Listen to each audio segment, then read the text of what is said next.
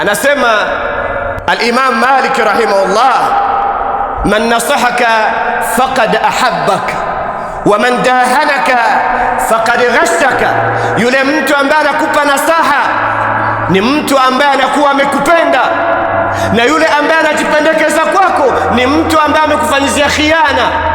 Sababu Nabii alayhi salatu wassalam anasema, la yu'minu ahadukum hatta yuhibba li akhihi ma yuhibbu li nafsihi, mmoja wenu hataamini kama ukweli wa kuamini hadi apendelee ndugu yake kile anachokipendelea nafsi yake. La yu'minu ahadukum hatta yuhibba li akhihi ma yuhibbu li nafsihi, mmoja wenu hataamini kamwe hadi apendelee ndugu yake kile ambacho anachokipendelea mwenyewe.